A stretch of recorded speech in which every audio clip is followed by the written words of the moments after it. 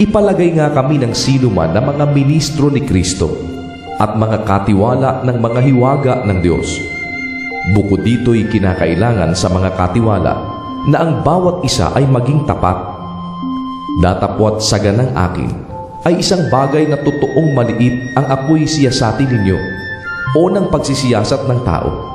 Oo, ako'y hindi nagsisiyasat sa aking sarili, sapagkat wala akong nalalamang anumang laban sa aking sarili.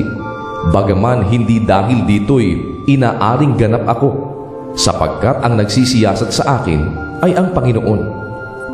Kaya nga, huwag muna kayong magsihatol ng anuman hanggang sa dumating ang Panginoon, na siya ang maghahayag ng mga bagay na nalilihim sa kadiliman at ipahahayag naman ang mga haka ng mga puso. At kung magkagayon, ang bawat isa ay magkakaroon ng kapurihan sa Diyos. Ang mga bagay ngang ito, mga kapatid, ay inianyo ko sa halimbawa sa aking sarili at kay Apolos dahil sa inyo, upang sa amin ay mga tuto kayo na huwag magsihigit sa mga bagay na nangasusulat, upang ang sino man sa inyo ay huwag magpalalo ang isa laban sa iba. Sapagkat sino ang gumawa na ikaw ay matangi? At anong nasa iyo na hindi mo tinanggap? Ngunit kung tinanggap mo, ay bakit mo ipinagmamapuri na tulad sa hindi mo tinanggap? Kayo'y mga busog na, kayo'y mayayaman na, kayo'y nangaghari nang wala kami. At ibig ko sanang mangaghari kayo, upang kami na may mangagharing kasama ninyo. Sapagkat iniisip ko na pinalitaw ng Diyos kaming mga apostol na mga kahuli-hulihan sa lahat, na tulad sa mga itinalaga sa kamatayan, sapagkat kami ginawang panoorin ng sanlibutan at ng mga anghel at ng mga tao. Kami mga mangmang dahil kay Kristo, ngunit kayo'y marurunong kay Kristo. Kami mahihina, ngunit kayo'y malalakas.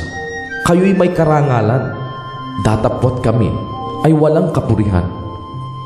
Hanggang sa oras na ito'y nangagugutom kami, at nangauuhaw, at mga hubad, at mga tinampal, at wala kaming tiyak na tahanan. At kami nangagpapagal na nangagsisigawan ng aming sariling mga kamay. Bagamat inuupasala, ay kami nangagpapala. Bagamat mga pinag-uusig, ay nangagtitiis kami. Bagamat mga sinisira ang puri, ay aming pinamamanhikan. Kami naging tulad ng yagit sa sanglibutan, sukal ng lahat ng mga bagay hanggang ngayon. Hindi ko isinusulat ang mga bagay na ito upang kayo'y hiyain, kundi upang paalalahanan kayong tulad sa ating mga minamahal na anak. Sapagkat bagaman magkaroon kayo ng 10,000 mga guro kay Kristo, ay wala nga kayong maraming mga ama, sapagkat kay Kristo Jesus ipinanganak ko kayo sa pamamagitan ng Ebanghelyo. Ipinamamanhik ko nga sa inyo na kayo'y maging mga tagatulad sa akin. Dahil dito'y aking sinugo sa inyo si Timoteo, na aking minamahal at tapat na anak sa Panginoon, na siya ang sa inyo'y magpapaalaala ng aking mga daang nanga kay Kristo, gaya ng itinuturo ko saan mang dako sa bawat iglesia. Ang mga ibangay nangagpapalalo na waring hindi na ako mapapariyan sa inyo. Ngunit ako'y paririyan agad sa inyo kung loloobin ng Panginoon, at aking aalamin hindi ang salita ng nangagpapalalo, kundi ang kapangyarihan.